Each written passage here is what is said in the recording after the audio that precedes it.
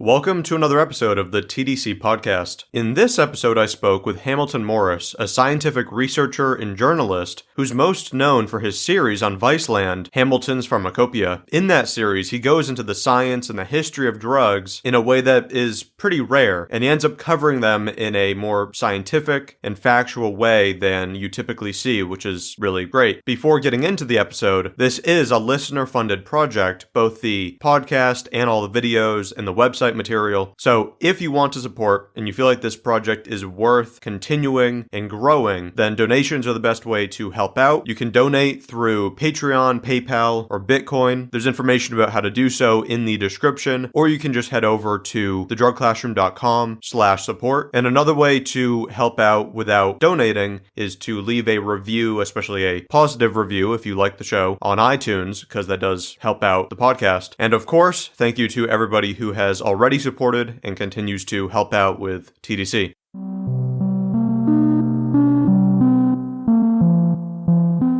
I'm here with Hamilton Morris. Hamilton, welcome to the show. Thanks for having me. So I think a good place to start is you are clearly very interested in drugs, but also in a way that departs from how society tends to view them. How did you end up so interested in this topic and in that way? I think that I grew up at a time when a lot of the vestiges of the golden age of prohibition were still very much present in the media and in the classroom. So, I went through DARE. I was exposed to a lot of kind of the most ridiculous propaganda to have emerged in the 20th century. I saw all of the absurd journalism that was being produced in the 90s and is still produced to this day. And I think that anyone that went through that had a certain perspective, almost a privileged perspective on the way things work and how much misrepresentation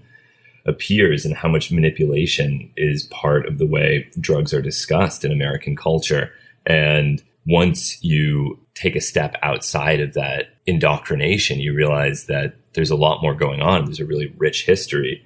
And I think that, that was the case for a lot of people, especially with cannabis, but with psychedelics as well. And even with stimulants, you begin to realize that there's a basic desire to help people, to prevent people from hurting themselves with drugs. And out of a misguided but positive aim of helping people, all of this misinformation is spread. And so you start to think, okay, well, maybe the best tactic would be to actually be as honest as possible. And what might that achieve? And that's sort of the goal that I've had, is to try to not swing the pendulum too far in one direction or the other in terms of scaring people or trying to convince people that psychoactive drugs are a cure for all of society's ills, but to stay somewhere in the middle so that people can trust what you're saying. What was your initial point of contact with a more accurate view on drugs? Was it through personal experience you began to realize that what you were hearing was not true, or did you get into the science and see that what the science was saying was different from what, say, a DARE teacher would tell you? Well, I had a very unusual childhood, and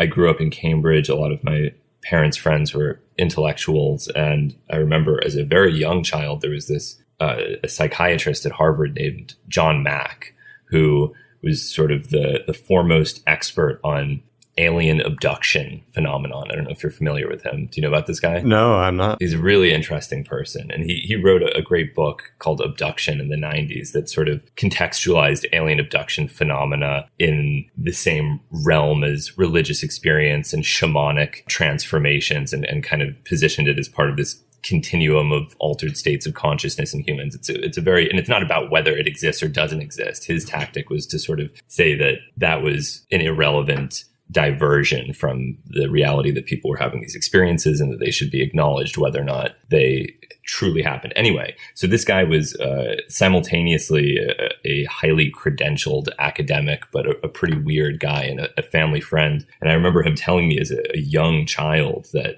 when I grew up, I would have to take LSD and listen to Glenn Gould play the Goldberg variations. And I didn't know what either thing were. I didn't know what either of them were. And, but I remember thinking, wow, this guy really respects both of these things. And, it just kept coming up again and again throughout my childhood. And then I, read a number of these more balanced books about psychoactive drugs that came out in the 90s. There was one called Buzzed. And then at the same time was exposed to, like I said, Dare and things like that. And then by the time I was in high school, the internet was accessible enough that I could look at Erowid, and that was a really interesting way of seeing things, where the literature is not being written by these sort of detached academics, but it's being written by the people who have direct experience with what they're describing. And of course, that entirely changes the tone. And it's not starting with the goal of, we're writing this to describe drugs in a way that will yield an outcome, saying, here's what they do, which is somehow a completely unheard of way of approaching this, at least in the typical settings. Right. I mean, things like the DXM FAQ by William White. I don't know if you're familiar with that. I am, yeah. Yeah. So that's like, I remember reading that maybe when I was a freshman in high school, or maybe a sophomore, something like that. And just thinking, wow, this is so interesting. There's somebody who wrote this enormous document about robotripping, and it's so detailed, and they're looking at the chemistry and the pharmacology and the culture and the history of this whole thing. And it's not judgmental. It's actually pretty clear that the person writing it has a very personal interest and involvement with the subject matter. And, nothing like that would have ever been published in a book. So it felt like, okay, this is, I guess it was harm reduction, maybe the first time that I'd been exposed to this sort of harm reduction that's now routinely encountered on the internet, where the intention isn't to prevent people from doing something or to inform them in a sort of sterile manner, but to inform them with the assumption that they may actually be using these things and that it might not be bad. That kind of comprehensive view of drugs, where you're taking in the history and the science and the subjective effects, is something that really does carry over into your show, and is one thing that I've always really liked about it, both in the newer iteration and the older Vice videos. You're making something for a large audience. How do you keep focus on these interesting, true aspects of drugs without going into either the anti-drug stuff is obviously not an issue for you, but then more often people go into our way of talking about drugs to keep it interesting is to go way into overstating the benefits or focusing too much on kind of pseudoscience. How do you keep that factual desire straight? Well, I try to do two things. I've always loved storytelling. I've always loved great stories, and I try to look beyond the drug and find a story of one kind or another that allows me to say something truthful about the drug, but also contextualizes it in a narrative. And that makes it easier, because if you're talking about one person's experience, then it's clear that you're not making any kind of generalization about the drug. You're saying, this was this guy's experience with DMT. This was this person's experience with 2CB or DMT, as opposed to saying users of DMT experience that, or users of DMT experience aliens, and make it sound like it's some kind of thing that always happens for every person. But the other thing that I do is I just decided that I would be very technical and wouldn't concern myself with explaining what everything meant, and would assume that if people were interested, they would look it up themselves, or they wouldn't pay attention and it would be over soon enough. And I think that that's been a good tactic. I think it's much better to get into the weeds, to say something a little bit technical and risk boring people, than to repeat the same basic information over and over again without ever really addressing, what are these things chemically? Specifically, what are they?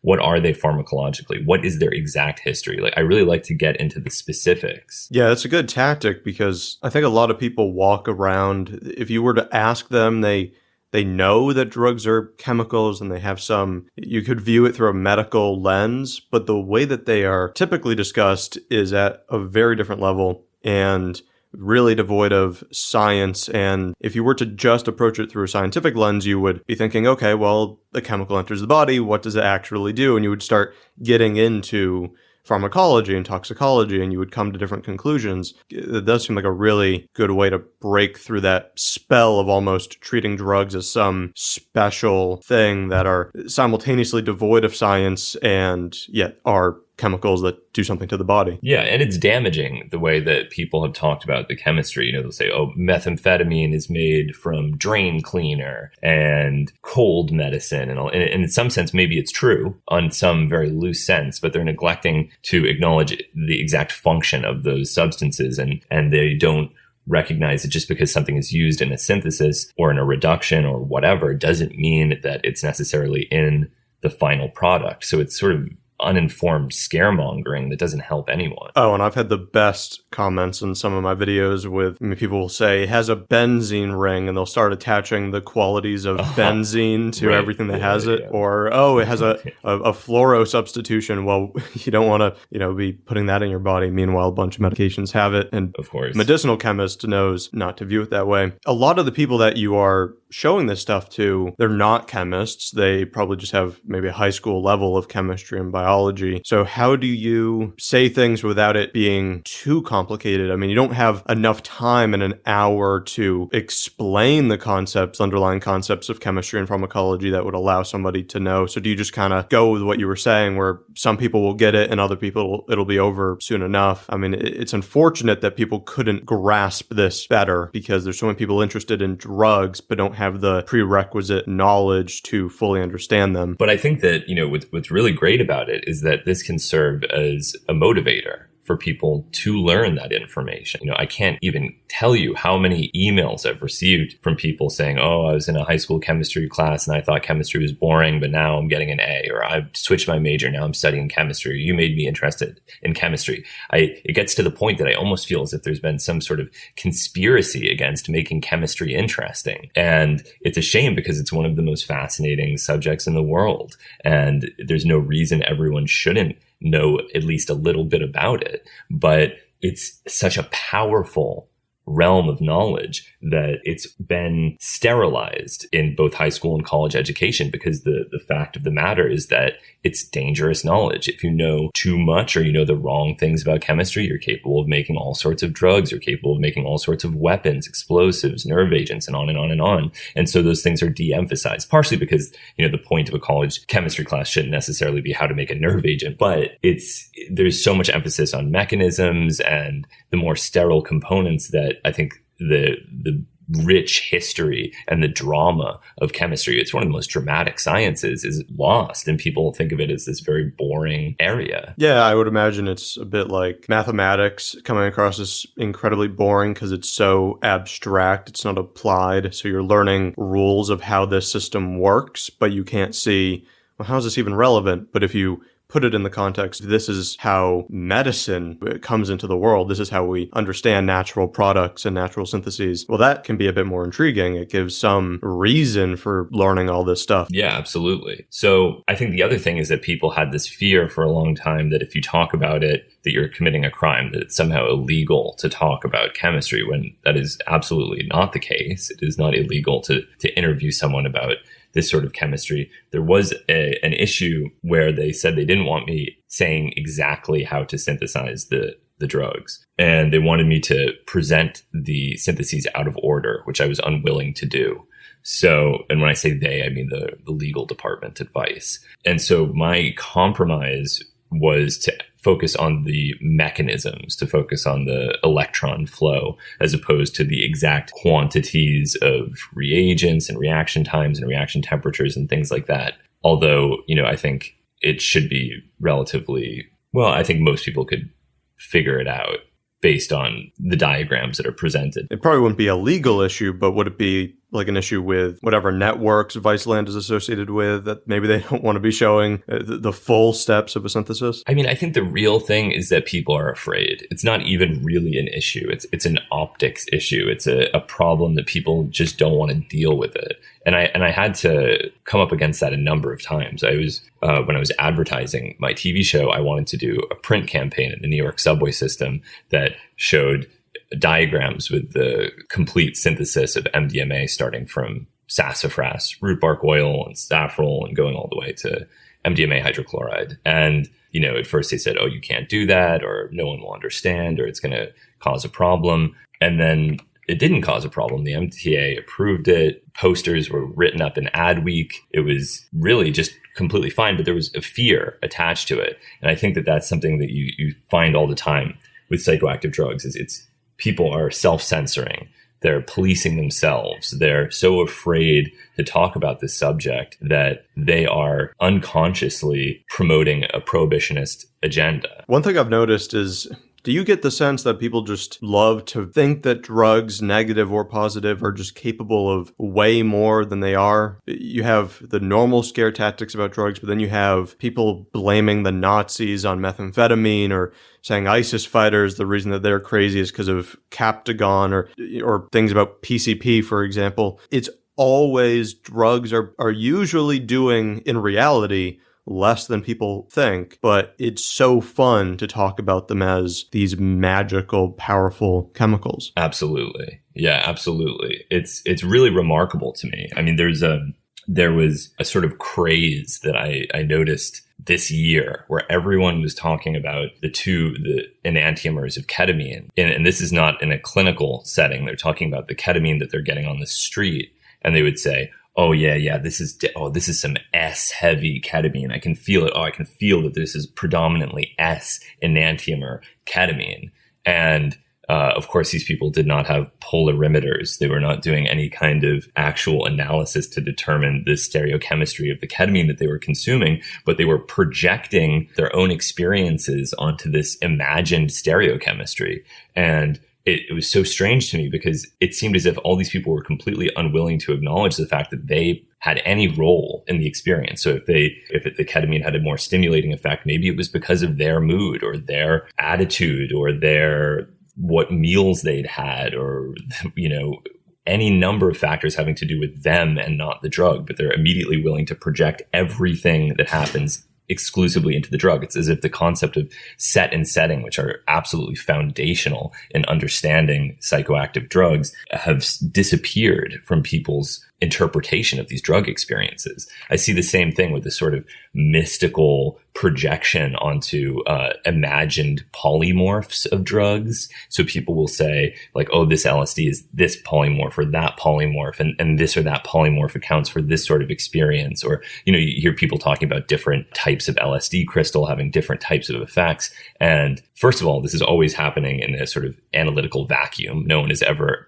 providing any sort of objective evidence for these claims, but they're also never acknowledging that they play a role, that maybe the experience is different because they are different, not because of some imagined minute difference in the stereochemistry or salt or crystal polymorph or whatever. How much do you think people bring the drug experience to the table on their own with their expectations or what they believe they're getting? If you had to put a percentage on it, how much is it, just pure pharmacology versus the psychology of the person going in? Well, if you count the placebo effect, sometimes it's 100%. Sometimes it's all them. And the placebo effect is very strong. And I think that when people talk about placebo, they talk about it as a sort of binary all or nothing proposition where you either have a placebo or you don't. But what you need to understand about the placebo effect is that the same sort of expectation that allows the placebo effect to exist in the first place still exists even when you take an active drug. There's still those sorts of projections. There's also a nocebo effect where you have a negative experience based on nothing at all. So these things can happen in the absence of any pharmacological agent, but they can also, those same forces can be applied to active drugs as well. Because you've covered so many different substances, including things that people would typically classify as quote unquote hard drugs. What is your view on that distinction? It's loved there's some people in the US who talk about it in that way, and we're kind of seeing these lines emerge between the cannabis and psilocybins of the world and the methamphetamine and heroin of the world. And then in places like the Netherlands, it seems like the drug policy is pretty much based around you have hard drugs and you have soft drugs. What are your feelings on this concept of hard and soft substances? Oh, I think it's a really foolish dichotomy that should be abandoned because it's just another type of this sort of prohibitionist mindset that there are certain drugs that are okay. There are good drugs and there are bad drugs. There are good ways to use drugs and there are bad ways to use drugs. And that's ultimately not a productive mode of thought because it just creates different types of prohibition and different types of structures where people can be persecuted or prosecuted for their drug use. And really, when you look at the reality of most of these distinctions, they're pretty blurry. So most people would agree that cocaine should be categorized as a hard drug. Well, does that include coca tea? When it's used traditionally in the Andes, it's this exact same drug. It's just used at a lower dose and taken orally instead of being snorted. So what then? And the same is true for, what about smoking opium? That's morphine. I think most people people would agree that morphine is a hard drug. But when you look at the medical literature, I struggle to find many instances at all of people fatally overdosing on smoked opium. So then what? Is it still a hard drug if it doesn't kill anyone and it's potentially less addictive? There's really so many variables that have to be considered. And I don't think it really helps anyone to begin with. Also because the inverse is true with, if you're saying something is a soft drug, you might create the illusion that there is no harm at all in it. And I think that's one of the biggest problems with the contemporary cannabis community, is their complete unwillingness to acknowledge the possibility that there might be anything bad about being stoned every waking moment of your life. I'll be the first to acknowledge that cannabis has benefits, and I have enjoyed cannabis many times throughout my life. I think it's a fantastic plant, but I think that sometimes people become a little bit overzealous just because it's relatively good. Just because something is better than alcohol doesn't necessarily mean that you should be using it every waking moment of your life. Yeah, suddenly everything in the soft category is getting false equivalents to tea. Just using kratom or cannabis or psychedelics, well, it's basically the same as having some chocolate or tea or something that basically has a negligible impact on your bodily health. And right. It's just not... You have to evaluate every drug on its own terms. I mean, this idea of categorizing, whether it's schedule 1 through 5 or if it's hard and soft, like you were saying, it seems like this all stems from prohibition and ends up, if you look back at the history, it's more of a selective picking of what we're just going to call hard or soft. It's not really based on characteristics of the substances. Right. I mean, to an extent, addictiveness kind of plays a role because that doesn't apply for the schedule 1 through 5 because you have psychedelics and cannabis higher up, and they're not the most concerning in terms of addiction. But speaking about addiction, how do you factor that in when it is such a personal quality more than an impact of the drug? I mean, you have people who are just not really likely at all to become addicted even to supposedly very addictive substances. And then you have other people who have never met a drug that they can control their use of. So when trying to attach addictiveness to the substance, how do you view that? Yeah, it's very complicated. That's the problem, is that there are so many factors that play into what makes a drug addictive.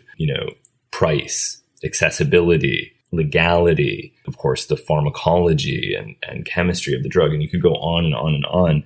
And I think you brought up kratom earlier. I think that's a really interesting example where, again, there's this sort of opposition, an oppositional relationship that has been built where kratom is the solution to the problems associated with fentanyl and oxycodone and drugs like that. So people justifiably say, hey, this is a much better thing. This should be legal. Don't control it. It is the answer to our problems with opioid addiction. It helps us get off it. This is the solution to the opioid epidemic, and on and on and on. And there's certainly a truth to all of those claims. And I absolutely do not think it should be controlled. But also, in everyone's zeal and everyone's enthusiasm and desire to save this plant, they're not acknowledging certain fundamental aspects of its pharmacology and are often neglecting to admit that some people do become dependent on this stuff. I mean, there's a whole subreddit that I believe is called Quitting Kratom. Do you know what I'm talking about? Mm-hmm. Yeah, I'm familiar with it. And it's full of these people that are so angry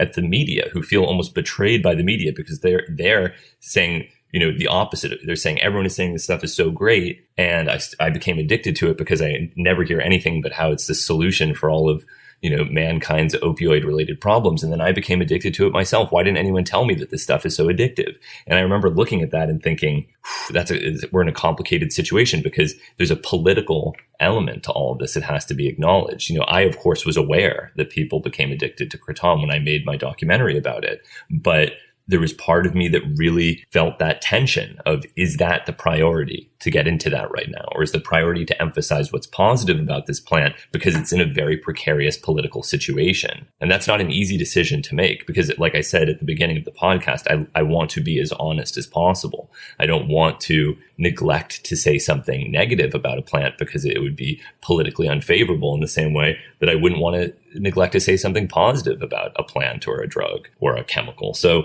it's a very complicated situation, and I feel for those people. And I think maybe one reason that they did become addicted to it might have been this image that it was entirely innocuous, that it was entirely benign, and that they may have gotten into it not understanding that what they were using was in fact an opioid and did have that potential, although I believe that its addictiveness is relatively low compared to something like oxycodone. And the chance of fatal overdose is substantially lower. Oh yeah, dramatically lower, yes. Which is an interesting area for pharmacology to go into. I believe there's a few companies that are now really actively exploring, trying to exploit what those substances do with this concept of biased agonism and targeting the things that are great about morphine type opioids while minimizing the constipation and the respiratory depression and all these things. So kratom can be an opioid, and in fact, it might be a great source of opioids or a unique source of opioids, but you're trying to communicate to,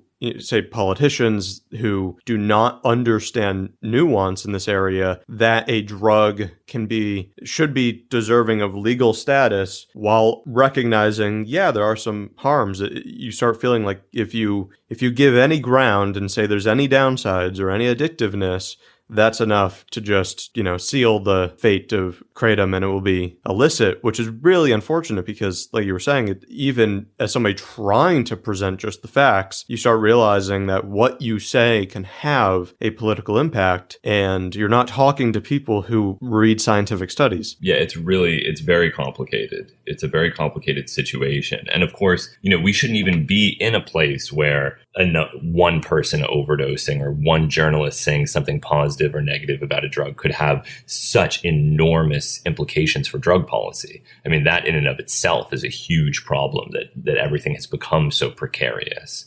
And I don't know exactly what the remedy for that precariousness would be. I guess that real remedy would be education, would be having a society where people have an understanding of medicine and care enough about it that they don't only get involved when they think something is a panacea or is going to be the destroyer of our nation's youth. Yeah, if we're waiting for the culture to become really scientifically literate, I guess we can hope for good drug policy change in the next 200 years or so. So that's very encouraging to hear from you.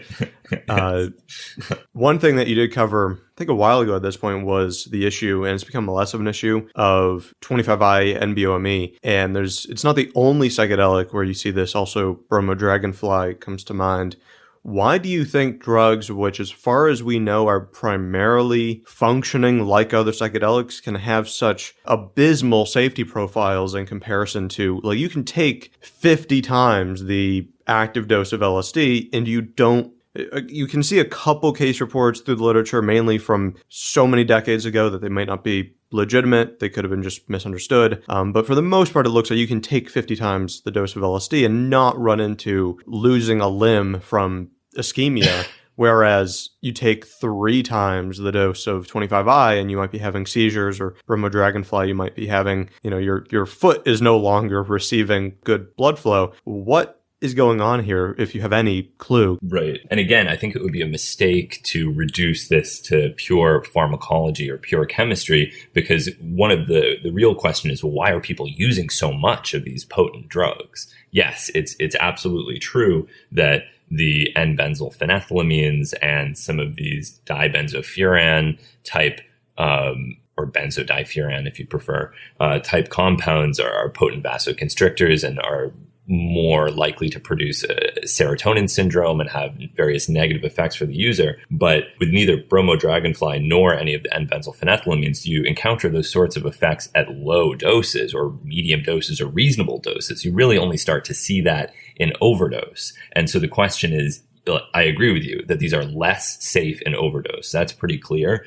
But the bigger question is, why are people overdosing on them? And that has to do with drug misrepresentation. The major Bromo Dragonfly deaths occurred because it was accidentally sold as 2CB fly, which is a far less potent compound. So a number of people bought 2CB fly from a now defunct research chemical supplier called Haupt RC. I actually was one of them. And then they took too much and died. And so these are drugs that are very potent, and they have a very short history of human use. And then on top of that, they're being used irresponsibly. And you could probably find instances of this in any pharmacological class. So it's, I hesitate to say anything bad about these drugs. And I think it's unfortunate that these, NBOME compounds have gotten such a bad reputation, because I think that they're very useful tools for scientific research, and that synthetically they're much more approachable than a lysergamide. They're cheaper to make, they're faster to make, they're easier to make.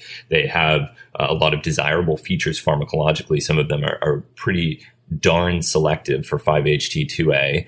David Nichols has done quite a lot of work on that. I've made a number of them along with Jason Wallach, who's the chemist that I work with. And, they're valuable compounds. So it's a question, again, of education, of people recognizing that these things are potent and that they have to be dosed with extreme precision, and a sort of cultural education that these things are not the same as LSD.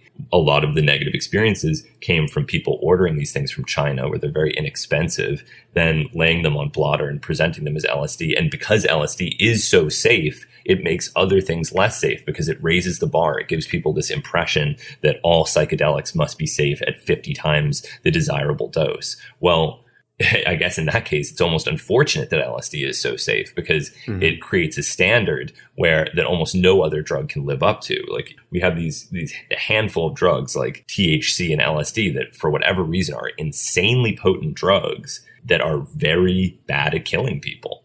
They just don't get the job done when it comes to killing people. And you don't encounter that very often in pharmacology. I mean, I suppose some of the benzodiazepines are that way as well. There are other instances, but yeah. So it's not so much that I think that bromo dragonfly is especially dangerous, or that 2,5-B NBOME is especially dangerous. It's that LSD is so safe that it created a standard where people felt that they could behave recklessly with a class that doesn't have that sort of intrinsic safety that's present in some of the most well-known members. So at a personal level, you would be probably fine with, say, 25I if it was, you knew you were taking 750 micrograms or something. I mean, that's kind of the stance I've taken with it, that if people, I've never seen evidence so far that if you knew you were getting under a milligram, that there was really any chance of a fatal response. How do you feel if you knew that you had a certain dose of these substances? Oh, I would feel absolutely fine about it. I don't know that I've seen you talk much about deliriants. What are your thoughts on if a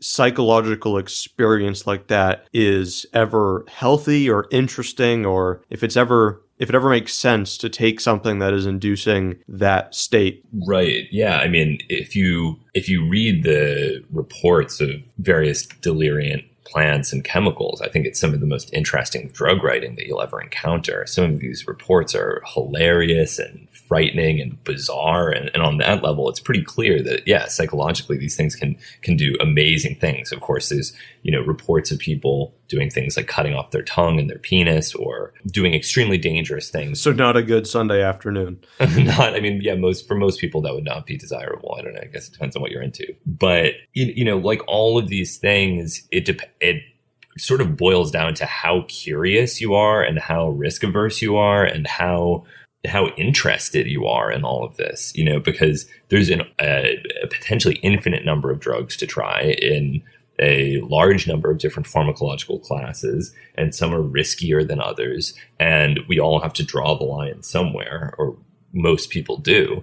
And so I would say for the average person, using scopolamine or atropine or high doses of diphenhydramine or trihexyphenidyl or whatever is simply not worth it. It's something that tends to cause long-lasting dysfunction, often multiple days of cognitive dysfunction, which is more than most people can afford. I think a lot of people have trouble even fitting in a typical psychedelic experience, which arguably leaves you more functional afterwards. But this is just, it's a bit much, I would say, for most people. But that said, I think that there's obviously a long shamanic history of using these plants, and there was at one time a great military interest in them as well. James Ketchum wrote a great book about the exploration of different deliriants that he was attempting to weaponize. So I think they're fascinating substances. It's a class that I have very little experience with, other than occasionally taking low doses of diphenhydramine to sleep, or, on one occasion I took a medium. I'd have to look through my notes to find the exact amount that I took, but I took a medium dose of trihexyphenidyl, not enough to have hallucinations, but just to kind of dip a toe in that water. And I remember thinking, yeah, this is going to disable me for a little while, and for that reason, it's sort of undesirable. But and most people simply don't gravitate toward that experience if they have any other options. I believe that trihexyphenidyl is a pretty prominent drug of abuse in Iraq and maybe a couple of other places, but the pattern seems to be that if you have access to anything else, it's very low on the list of things that people want to use. Yeah, I get the sense the only reason people delve into diphenhydramine is because it's an incredibly cheap and easily accessible substance to take, 600 milligrams of and have an interesting day. But occasionally I see people report insight because you have these true hallucinations that you typically do not get from other dissociatives or from, internal true hallucinations from dissociatives. That's kind of a different thing. But like these waking dream states on Deliriants, do you know what the shamanic intention was? they obviously were finding some psychological benefit to this state, but my cursory understanding is that they also typically shied away and did not, they treated it with a different level of respect than, say, an ayahuasca or a psilocybin. Well, the two are not necessarily mutually exclusive, and there's a lot of different ways that deliriant plants have been used shamanically. So you actually often will find them being used in ayahuasca preparations, and there are two different interpretations there. One is that it's because it will enhance the psychoactivity of the tryptamines and beta-carbolines that are present, but the other is that it's acting as an antiemetic, and that it might, reduce some of the nausea, because that is one of the primary uses of diphenhydramine, is to prevent seasickness. So there's some people getting high on transderm scop, the preparation of scopolamine that seems to be used for that as well. Right, of course, yeah. So that's a pretty clear benefit or potential benefit of adding scopolamine to a brew. Wade Davis has written quite a lot about the use of deliriant plants in Haiti and how they play into the voodoo religion. It also seems pretty clear that there's a history in medieval Europe of using these sorts of plants. Even something that sounds like henbane, but I believe it's called hebenon, is used in Hamlet. Shakespeare wrote about it. So, there's a long history of these plants because they grow around the planet.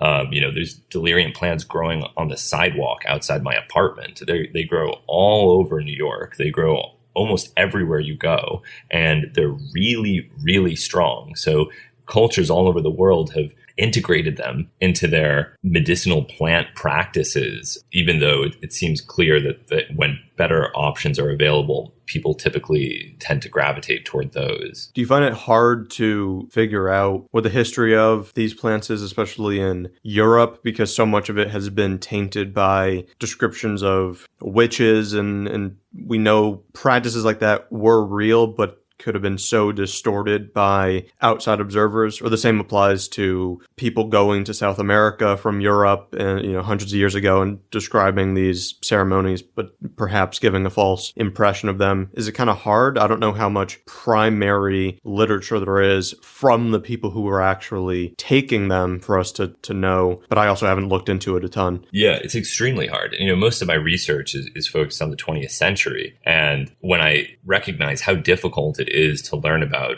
relatively recent drug phenomena, for example, who were the first people to synthesize DMT in the United States, or what's the history of clandestine LSD synthesis in the 1960s, or, what is the history of commercial 2CB distribution in the United States, or who is the first person to smoke the venom of Bufo alvarius? These sorts of questions that fall within the lifetimes of many people in the psychedelic community are incredibly difficult to answer. I dedicated an episode of my show last season to answering this question: who is the first person to smoke toad venom? I thought, okay, if I can't answer this question, what can I answer? I've got to get to the bottom of this. And I did this very intensive investigation, and I actually made a mistake. The person who was presenting themselves to me as the first person to have smoked toad venom was an imposter. I had corroborated his story with 2 people, and he was misrepresenting himself in a way that was completely unexpected. And the only reason that I know this is one of the interesting aspects of journalism, is sometimes you have to make a mistake to know what's right. So there is no way I would have found out who the real person is if I hadn't made that mistake. It was only because I made that mistake that then I got first an email from a woman who said, I watched your documentary. I liked it. I like what you do, but I have to tell you, you made a mistake. And I know this because I knew the real Albert Most. I knew the real first person to smoke toad venom. And I can tell you his name and I can tell you where he lives. And I thought, okay, wow, that's interesting. And then another person contacted me and said the same thing. And then the real Albert Most himself contacted me. And all these people had a lot of evidence for their claim. They had the original Church of the Toad Light t-shirts and the original pamphlets. And it all made a lot more sense the way they told the story. So I do know the real story now. And I hope to correct that error in the 3rd season of my show, if I ever am able to finish the negotiating the contracts on that. But, the bottom line is that history is very, very hard. Recent history is really hard to iron out, the history of PCP. So then when people start talking about the history of medieval psilocybin mushroom use, or these highly speculative areas, or what was the soma of the Rig Veda, or is there some kind of traditional European use of psilocybe semilanceata or the kykeon, or all these things, I kind of tend to just step aside because I feel that those areas are so speculative that there will never, or it's very unlikely that there will be any sort of satisfying closure to the issues. Yeah, it's a little bit annoying when I hear people who are good on this topic and they do have a lot of positive things to share, just jumping to, we know that kykeon was psilocybin. Like this is what they were doing in that part of the world every so often. They were tripping. You're describing difficulties with dealing with the primary sources, yet people are trying to definitively say something about thousands of years ago. That just seems a little... It might be interesting to investigate, but this idea of you're going to know, unless somebody drew the plant and said, this is the thing that we're taking, which is rarely the case. Usually it's extrapolating from vague descriptions of the ceremony. And I mean, that just seems like a fool's errand almost. Oh, absolutely. Absolutely. And I think people are uncomfortable with the fact that the evidence for ancient use of a lot of these things is a little bit more sparse than they would hope, because people love the idea of the ancient. They love the idea that the things they value, humans have valued since time immemorial. And it's actually a really good argument. I don't know that it necessarily should be, because there's a lot of bad things that are ancient that I think, rape is ancient, murder is ancient, war is ancient. I don't think any of those things are good, but there's something that people feel is convincing about saying, hey, these psilocybin containing mushrooms, people have been using them for thousands of years, and you're telling me I can't do it now?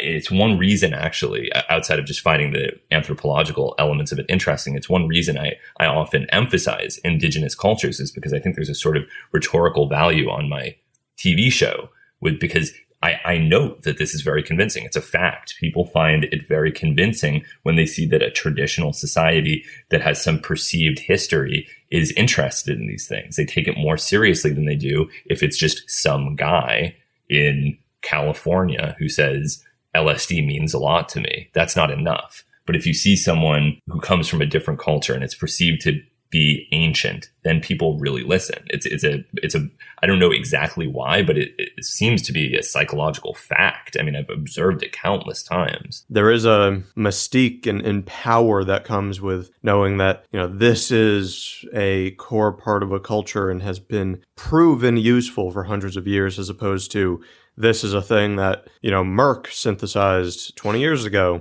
in a laboratory. It's a different thing, even as somebody who's scientifically inclined. Right. Well, I mean, I think if the question is one of long-term safety, then history does become a valid concern. Although, again, there's also instances of people having done dangerous things for long periods of time. So even that argument is a little bit flimsy, but I kind of get it. If the primary concern is this safe, then saying, okay, people did it a long time ago and have done it for a long time, at least shows that it's probably not immediately, fatally dangerous to engage with. But yeah, I mean, when you look at the history of the written history of these things, it's often a couple hundred years. I think it's about 100 years for salvia, maybe 400 or 500 for ayahuasca. I'd have to look at the literature. I don't want to just pull numbers out of nowhere, but it's the idea that thousands of years. Once you get to those thousands of years, then you're typically interpreting various hieroglyphic engravings and things in ways that they're not quite as clear as I would hope.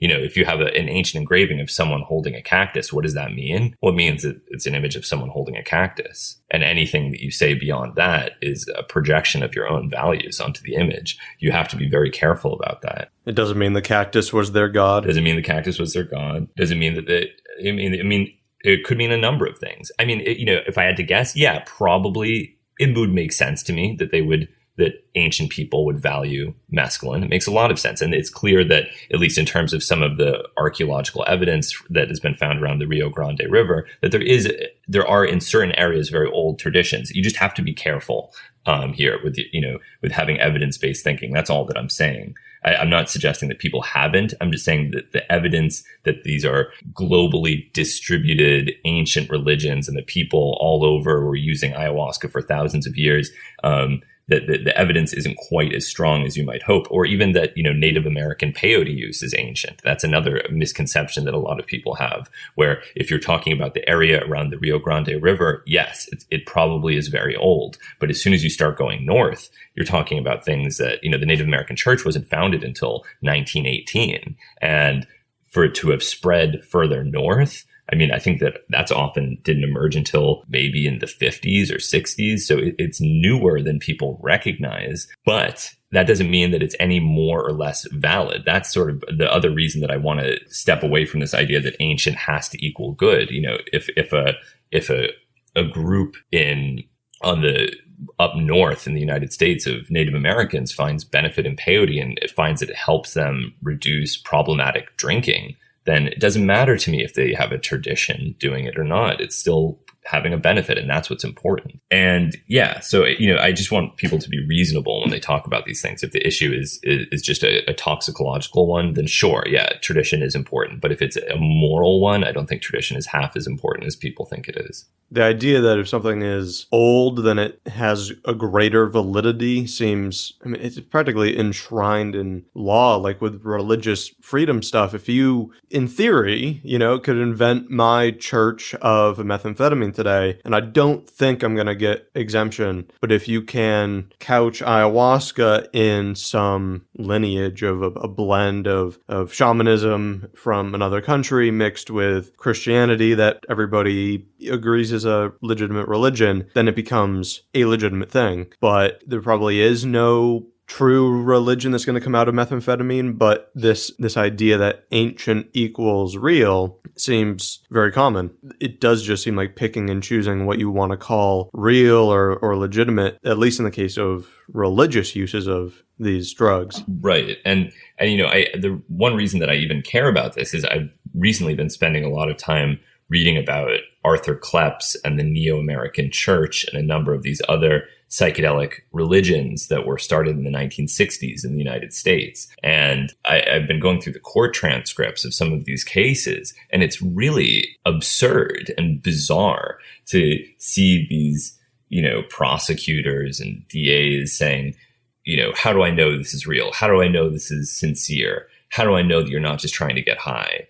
Well, it's a standard that I don't know other religions could bear. I don't know, if you put a Christian on trial and say, how do I know this is real? How do I know you're not just doing this, that it's real spirituality, that it's really about your religion and it's not just about this or that, whatever would be considered a lesser motivation for participating in Christianity. I mean, you'd almost think that this is the kind of thing that doesn't need to be justified. And once you put it on trial, literally, it becomes really hard to defend a lot of these things against people that don't understand it. Well, it's just crazy to have a law set up where drugs are illicit, but if you care about them enough in just the right way, then we'll let you use them. Right. And it's good. I'm glad that there are exemptions. It's better than there not being for the ayahuasca churches, but that makes no sense. No, it's crazy. I was thinking about it, that if you value a cactus, if you value the peyote cactus, you think it's beautiful, you're a criminal for possessing it. But if you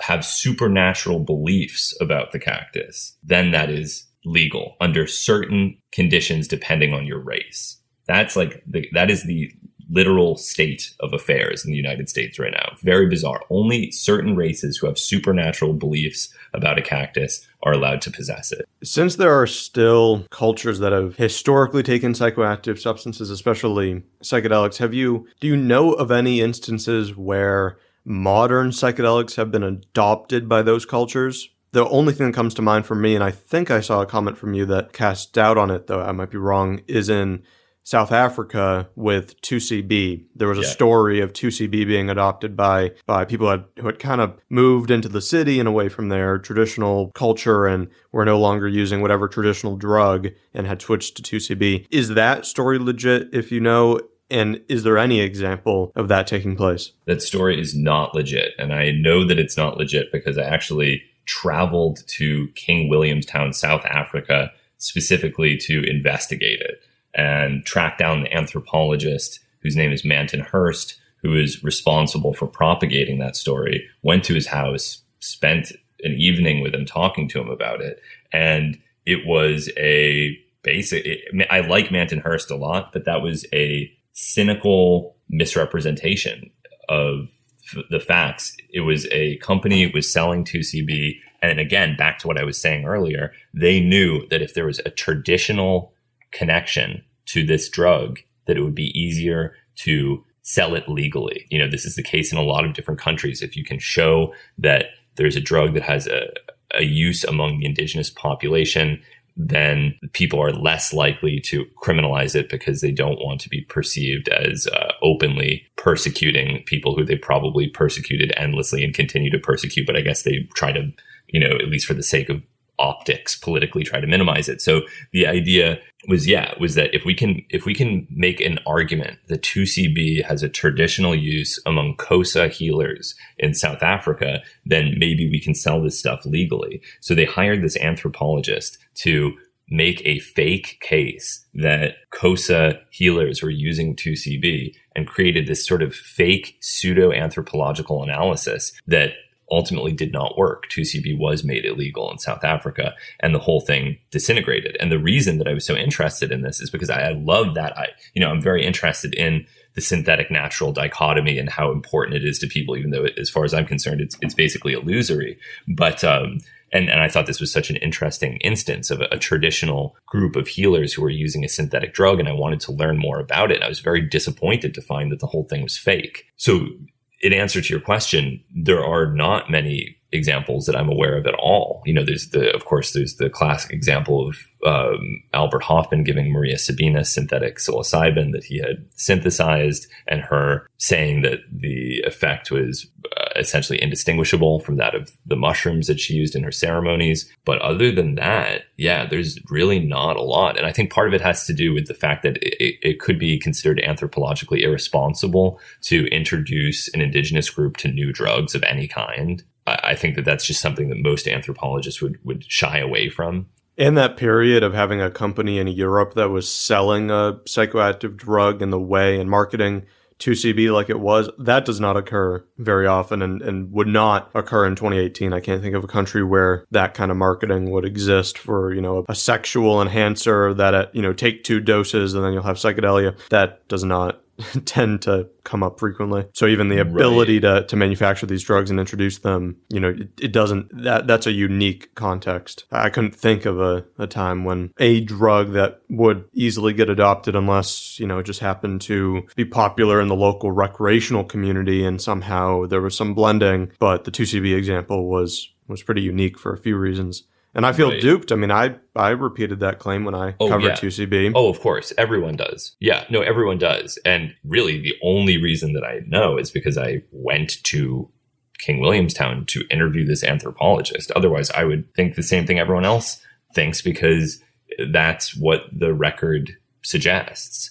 And that's why, again, it's so important to really do your best to investigate these claims and not just repeat what is available on the internet, because it can result in the propagation of a lot of misinformation. Not that I'm accusing you of doing that, because that required an immense amount of work on my part to even, and most people just don't care enough about the history of 2CB to go that deep into it. But I mean, I think what's also interesting about that is that was a period when people sold drugs as drugs. So there is very open sale of psychoactive drugs. But even during the height of the methadone craze in the UK, or the height of the methoxetamine craze, or all of these different, very popular synthetic drugs, people weren't making these medical claims that they were making in the 90s. They wouldn't say, hey, this is an aphrodisiac or anything like that. It was typically still, this is just a chemical, or sometimes this is, plant food or some other kind of ridiculous misrepresentation. What is your take on, there's a weird hallucinogenic potential that from GABAergic drugs like zolpidem, and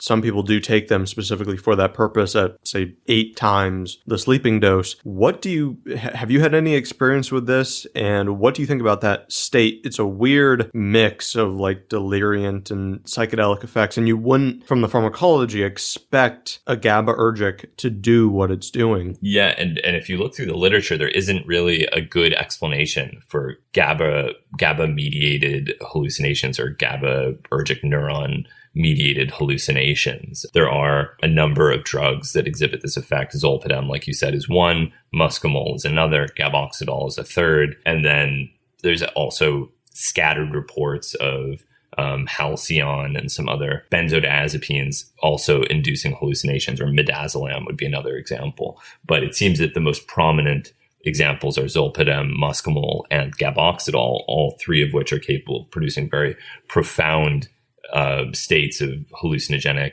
or pseudo-hallucinogenic delirium. And it's hard to make any generalizations, because zolpidem and muscimol are, even though they both act at the GABA A receptor, one is a positive allosteric modulator, the other is a direct agonist. And so there are pharmacological differences. Some people have suggested that it might be pharmacokinetic. It might have to do with the fast onset of these drugs. As far as I'm concerned, I am not aware of a strong pharmacological explanation for why it is that certain GABAergic drugs and not others cause hallucinations. But I find it very interesting, because with some of them, I mean, specifically gaboxidol, I mean, all three of the ones, gaboxidol, zolpidem, and muscimol, are capable of producing really dramatic hallucinations. They are hallucinogens. I mean, I think that, or hallucinogenic deliriants, or, they kind of fall into their own category. But I mean, I've had very, very dramatic experiences after using gaboxidol that, I would say that are on par with ayahuasca in terms of their psychological intensity and the sort of sense that you're confronting something great, something, as big as your own mortality. Were there strong qualitative differences from a psychedelic like ayahuasca? Yes, absolutely. They're far less visual in my experience, although I'm aware of reports of high-dose gaboxidol that are extremely visual. I've never had that. For both zolpidem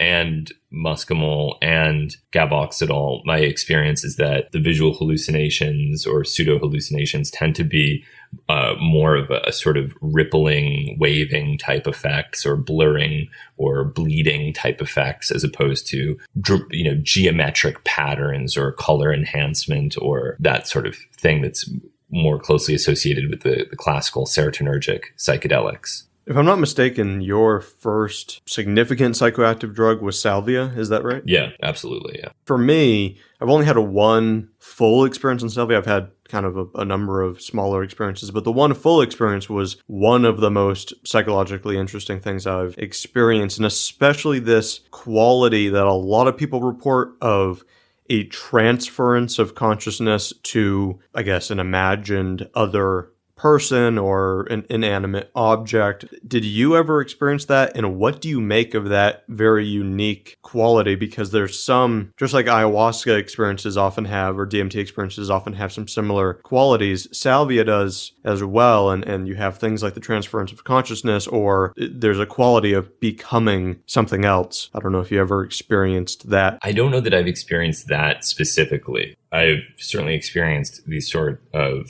proprioceptive changes, these sorts of, I guess you could say, graviceptive changes where you feel as if you're stretching and your body is pulled, or you're flowing or moving through walls or multiplying in a sort of infinite mirror type situation. But the transference of my personality into something else is not something that I recall ever having experienced. What you were alluding to, the bodily effects that are just, the gravity thing has occurred for me every single time. If I, partway through, try to walk around, I will reliably feel like something has pulled me back, and I actually have to catch myself to avoid falling. Why I'm effectively making myself fall, which is what my brain is doing at that moment, is an odd phenomena. Oh, yeah.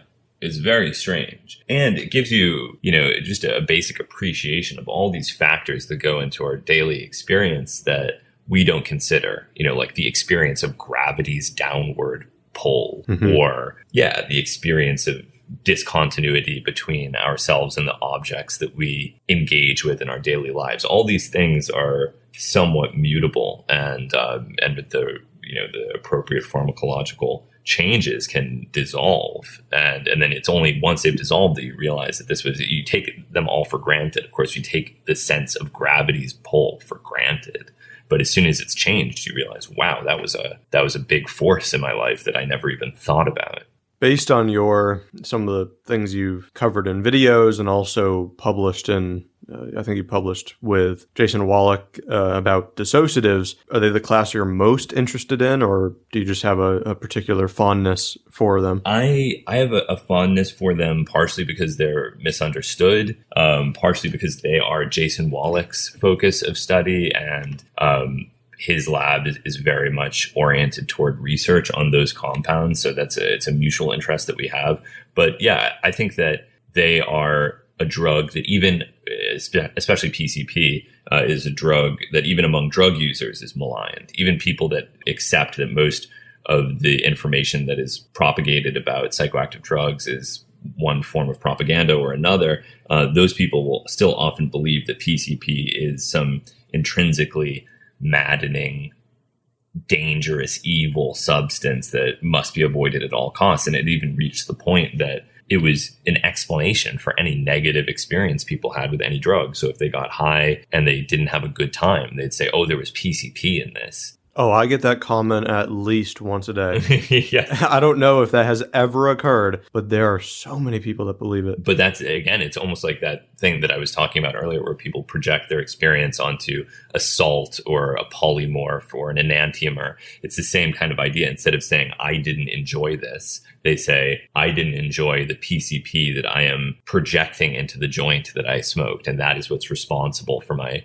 negative experience. So it reached the point where it was an explanation. It was maligned so completely that that you could just use it as a catch-all explanation for bad drug experiences. That was PCP that did that.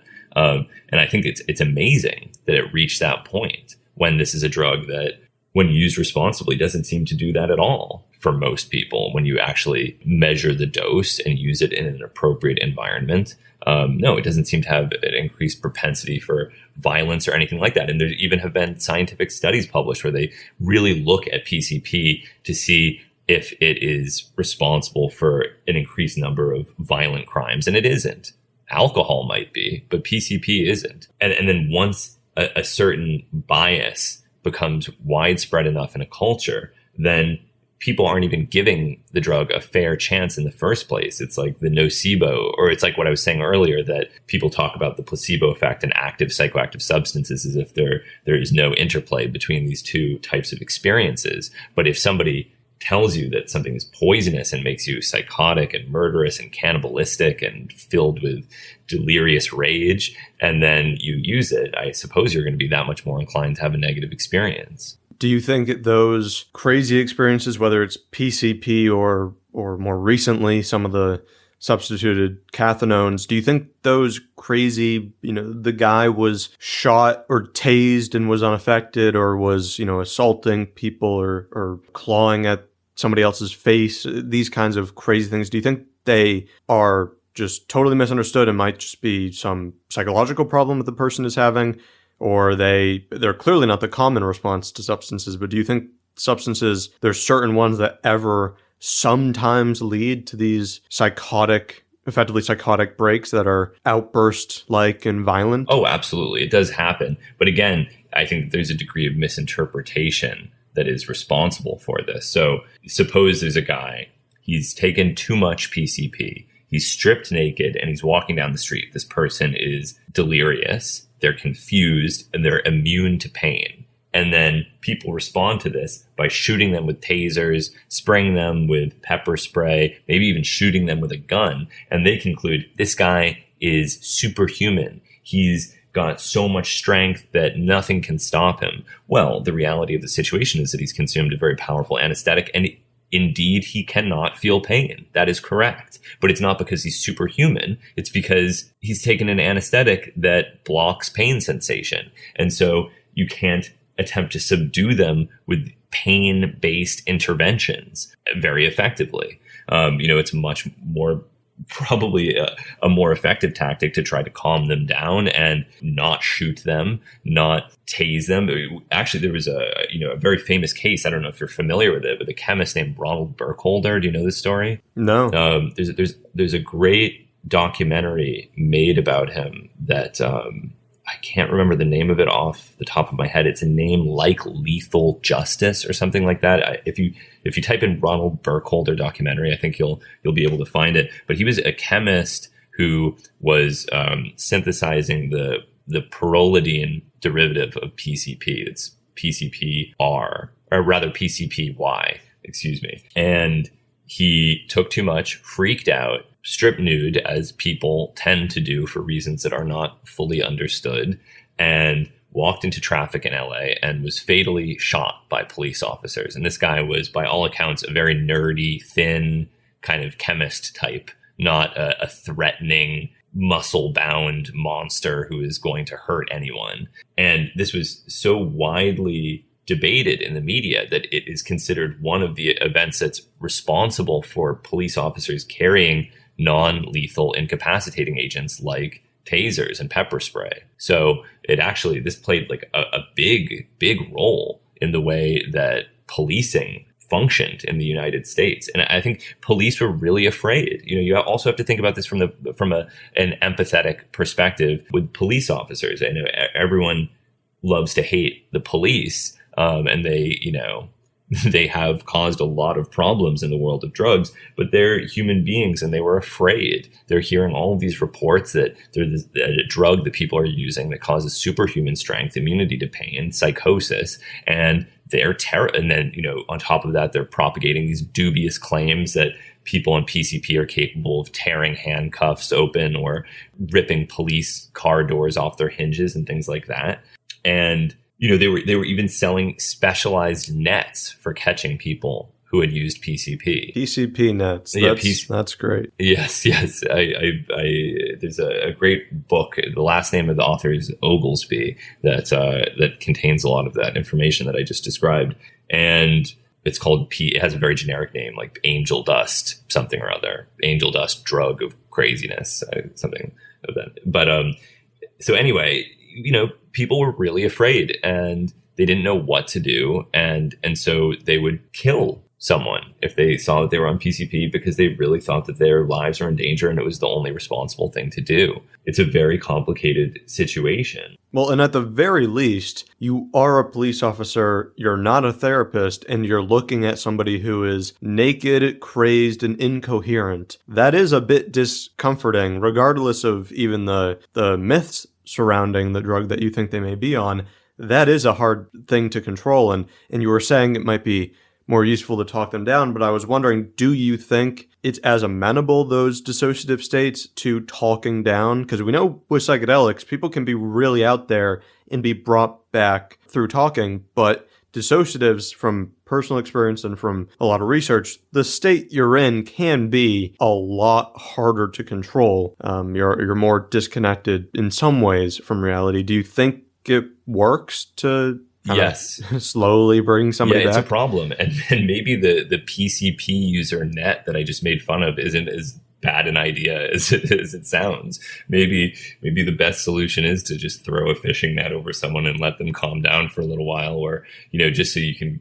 I don't know what the appropriate. Yeah, we just gotta quarantine them. I mean, really, let them work it out on their own. In 8 hours, they'll be fine.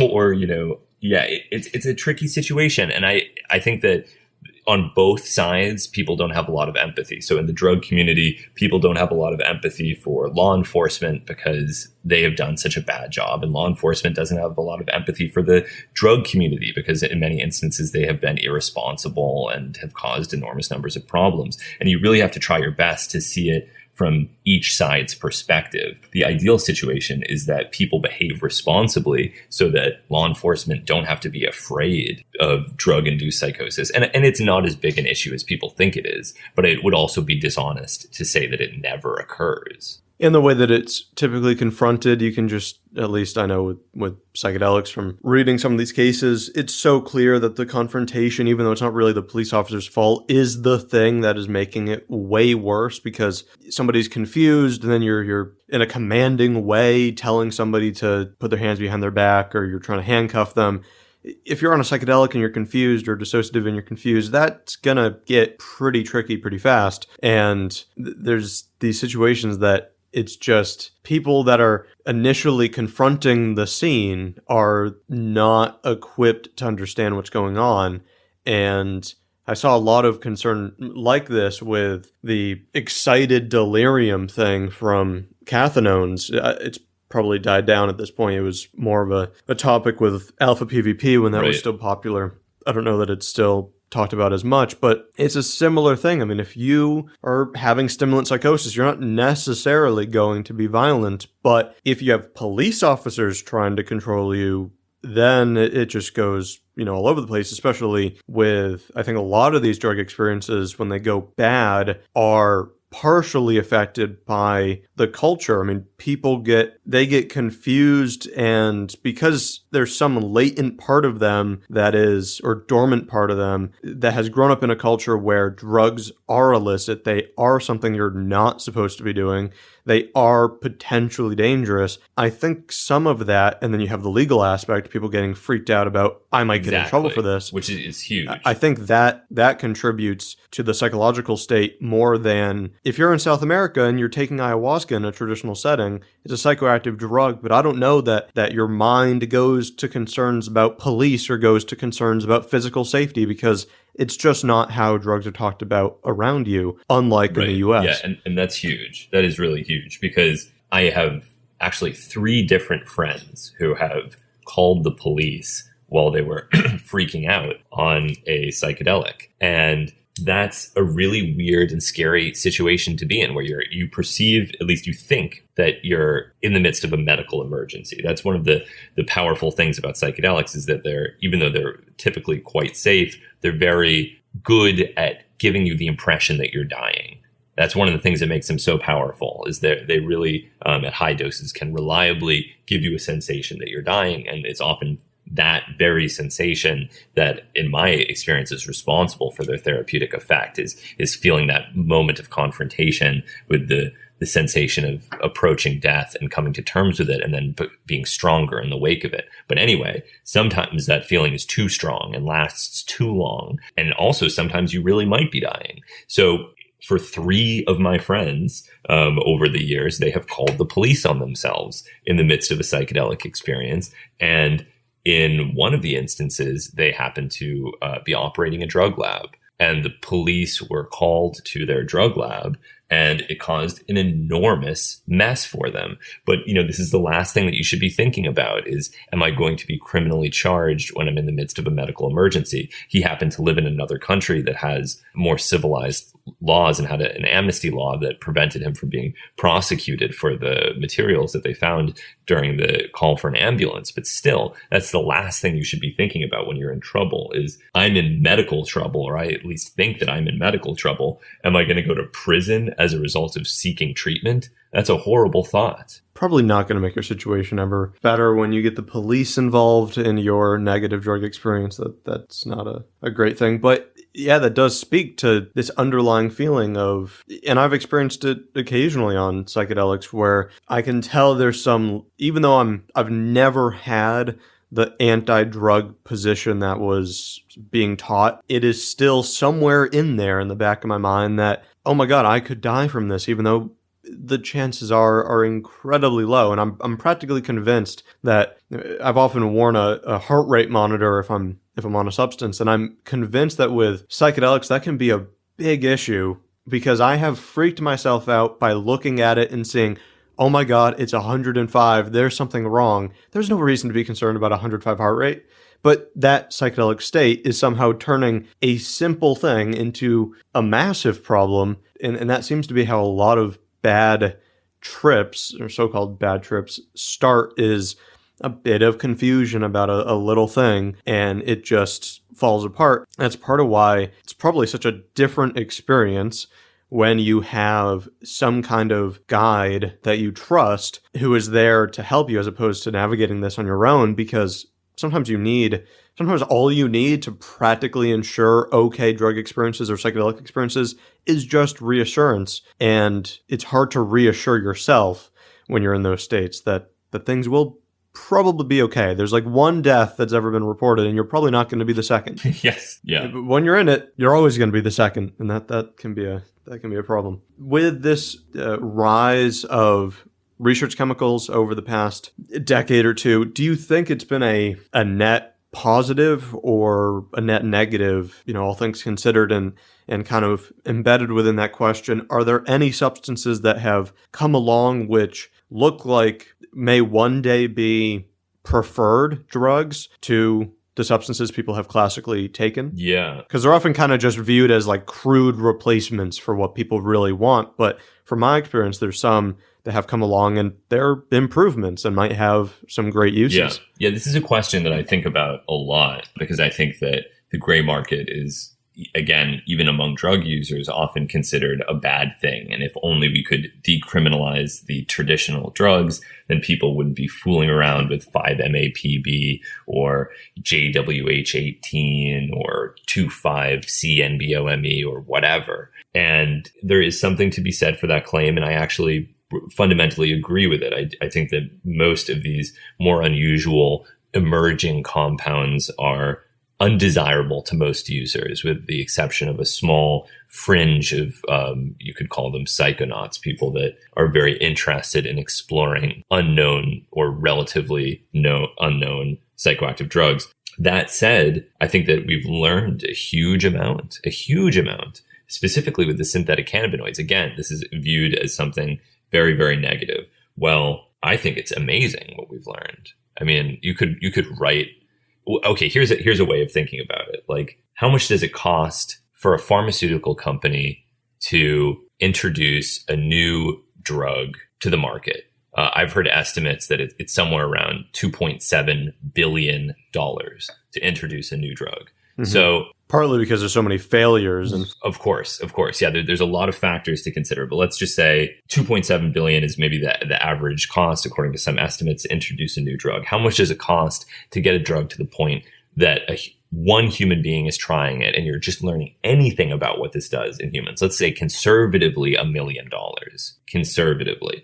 Then when you look at all these reports on Reddit or on Blue Light or on various drug forums, this is often looked at dismissively as, oh, this guy, he's using alpha PVP and or this derivative of alpha PVP or whatever substance, this is unfortunate. People shouldn't be exploring this stuff. Well, if you look at it a different way, that's a $1 million data point that has immense value. I mean, the unfortunate fact of it is that often people don't know exactly what they're using, which is why it's so important to me. And one thing that I really try to communicate to people is to do anything in their power to have the substances that they use analytically characterized. And I'm not talking about, just using the reagents that you can get online. Really do anything you can to get GCMS, NMR, LCMS, some real analysis behind it, because if you know the identity of what you're using and you know the dose of what you're using, that data point can be immensely useful if it's reported responsibly and carefully. And I think that just this basic information about the dose, the duration, the qualitative effects that has emerged about these substances is really cool from a psychopharmacological perspective. Like that's gold. That's amazing information that we're kind of just, because it's presented in a non-rigorous way, unfortunately, we dismiss it entirely. But you really have to think about what that information is. It's really, really fascinating. Like one example would be there was a synthetic cannabinoid that was AM3344, I believe. It was is that right? I think that's what it was. It was an iodine containing synthetic cannabinoid that was originally synthesized in the Marikianis lab because it could be radio labeled and used to trace the distribution in a rodent's brain, but it also induces tinnitus. That's something we would have never known if human beings hadn't tried it. And again, that's something you could say is bad. Oh, it was horrible. Why did they just use cannabis? Now they're using this weird halogenated synthetic cannabinoid that causes tinnitus. This is a nightmare. Okay, sure. There's some validity to that perspective, but also how cool, how fascinating that we discovered a drug that we thought was just another one of the hundreds of CB1 agonists that has this totally unexpected off-target effect. And we could explore that and learn so much. Or, again, the story of MPTP is often presented as you don't want to be the next Barry Kidson because he gave himself Parkinson's disease. And you don't know, maybe this next benzofuran MDMA derivative could be the next MPTP. Well, sure. Okay. Fair enough. But the flip side is that MPTP is immensely valuable for scientific research. If Barry Kidson had a straight scientific career, had finished his PhD and had dedicated his entire life to studying Parkinson's disease, I doubt he could have made 1/10 the contribution that he did with that accidental overdose. True. When you have enough substances that are being used, who knows if you're going to suddenly spot a mechanism that you could exploit in normal pathophysiology of various conditions, whether it's tinnitus or whatever else. I mean, it could be any range of things where sometimes finding the substances that appear to trigger the thing that normal people are being affected by. I mean, this is a lot of what we think about how schizophrenia and psychotic disorders function come from psychedelics and from psychotic-like substances or things that you could view as causing psychotic-like effects. And there's still papers being written about what we can learn from these dopamine agonists or serotonin agonists about how various conditions are. And you don't get that if you are, like you were talking about, taking 10 years and $1 billion to try a single substance. It takes too long. And I mean, it's unfortunate that you have to be effectively a human guinea pig or lab rat to be helping science. It is potentially useful. How, given what you know about the chemistry of these and then the medicinal chemistry aspect, when you look at a new derivative of, say, an entactogen or any class, how much do you think we can accurately predict about the safety? So is it likely that a 6-APB-like substance is suddenly going to be found to be causing Parkinson's if you use it 30 times? Or can we be pretty sure, because of its similarity to an MDMA or 2-FMA being almost the same as methamphetamine structurally, that it probably is not going to do something crazy? I don't know how much we can predict. I don't know if you... I think we can say very little about these new drugs, but I think we can also say very little about the old ones. I mean, I think that's one thing that people have a lot of discomfort. They'll say, well, how could you use this or that synthetic cannabinoid? There's no history of human use. How could you use this MDMA derivative. There's no history of human use. Well, how long is the history of human use of Prozac? How long is the history of human use of Strattera? It's pretty clear that the acute toxicity of these drugs is very, very low. But I think that we'd be extremely naive to assume that just because something has been through clinical trials that it's absolutely safe. Yeah, the studies were for 30 days and you're giving it to somebody for 3 years. There might be a difference. Absolutely. I mean, I have a psychopharmacology textbook, and the cannabis chapter has, it cites a number of studies that suggest that long-term use of cannabis decreases IQ. That's still hotly debated in the scientific literature. But the fact that you have cannabis, this is an extensively studied substance with an extremely long history of human use, no matter how you go about estimating. It goes back thousands of years. And there's still debate about whether this makes you less intelligent, decreases your IQ. I mean, that's pretty remarkable. So that just goes to show that just because something is new doesn't mean that it's alone in having some uncertainty about its long-term effects. And, and routinely things are approved and taken off the market. And it's complicated. I think it's best to assume that you can't know. And it's probably better to not use any drugs routinely unless it's absolutely medically necessary for that reason, because you don't really know. I mean, that's my own personal perspective on this, is that if you can avoid it, it's probably better not to use a drug every day. And in terms of, estimating the toxicity of these new drugs, yeah, you can make these basic assumptions that are rooted in our understanding of what is toxic. So you could say, okay, well, MMDA2 might be metabolized to alpha methyl 6-hydroxydopamine. And we know that 6-hydroxydopamine is neurotoxic. And so maybe it could be metabolized into a 6-hydroxydopamine-like compound that could be neurotoxic. Maybe it's better to avoid it. Or the same could be said of TMA2 or 2CO. Or, the argument was made with a number of the parahalogenated cathinones that the relationship to parachloroamphetamine could mean that they were neurotoxic. You can bounce around on those issues endlessly. But the bottom line is that each compound is its own entity that needs to be independently evaluated. And these sorts of inferences are often uninformed. Here's another example: there are a number of articles that will suggest that alpha methyl dopamine is at least partially responsible for the neurotoxicity of MDMA. Well, if you look at the way Parkinson's is treated, it's L-DOPA combined with another drug called carbidopa that is intended to prevent the peripheral metabolism of the L-DOPA into dopamine until it enters the brain. Well, if you look at the metabolism of carbidopa, that produces alpha-methyl dopamine as one of its metabolites. But I guess in that case, it's not an issue. I don't know. I mean, I genuinely don't know. But you have a drug that's used daily for treatment of Parkinson's disease that produces as a metabolite, at least in vitro, a drug that is considered, at least according to some literature, responsible for the neurotoxicity of MDMA, and no one is talking about it. I mean, these are complicated questions, and it's really hard to just point to this or that neurotoxin, because sometimes you don't even know if those neurotoxins will be neurotoxic in humans based on the weird ways that they're used in these animal studies. I think that's a problem with ibotenic acid and Amanita muscaria, is most of the literature on that neurotoxicity, if not all of it, has to do with direct injection into the brain. Well, there's a lot of things that are neurotoxic when they're directly injected into the brain. It's a different class, but one of the areas where I've seen the most debate about neurotoxicity is with dissociatives. What is your take? I've seen the older claim of these Olney's lesions doesn't seem to be very well supported, but there are some other reports I've seen, like I researched DXM a bit recently for a video, and there was some evidence,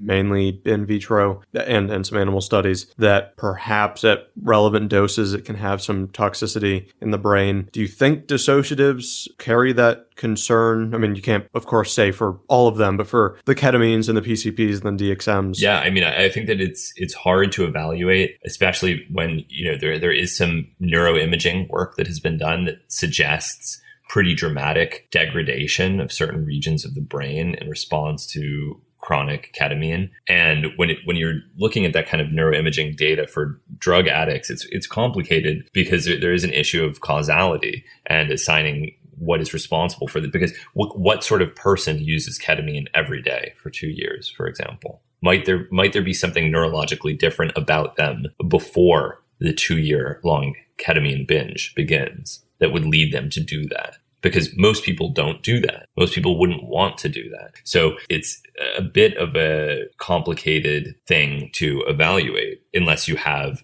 some neuroimaging work that was done before any drug use had begun that would demonstrate that the drug use exclusively is responsible for this or that degeneration. I wouldn't be hugely surprised if long-term high-dose ketamine use did have a neurotoxic effect.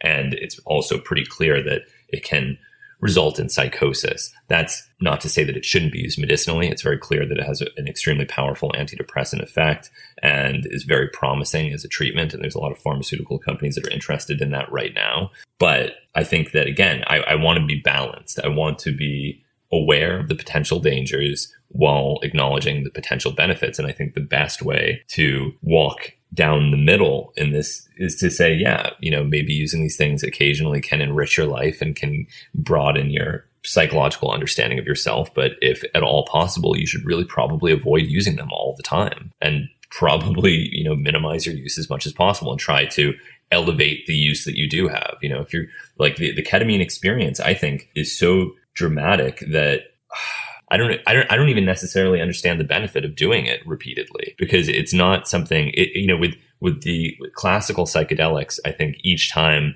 you use them, you gain new insight into your life and your circumstances based on that moment in time. Whereas the dissociatives, specifically ketamine at anesthetic doses, it's not even really about you necessarily. It's something else. It's very abstract. And so I do think there's some truth to that Alan Watts claim that once you get the message, hang up the phone. I don't know that I've learned anything about ketamine that I didn't learn the very first time I used it. And that's not to say that there's anything, seriously wrong with using it a few times to remind yourself. But I think that more so than the classical psychedelics, there are some problems associated with long-term high-dose ketamine use. Out of curiosity, what did you learn? What was the message from ketamine? One very simple lesson that you learn from both ketamine and from salvia is that this is possible. That's possible. This is a thing my brain can do that I would have never known otherwise. I would have never known that I could enter this abstract world of tunnels and strange sort of digital visions and a sort of waking dream reality. Just the fact that is possible, that you can administer this small molecule that blocks a certain protein channel in your brain and suddenly your reality is completely changed. It's just an amazing little lesson.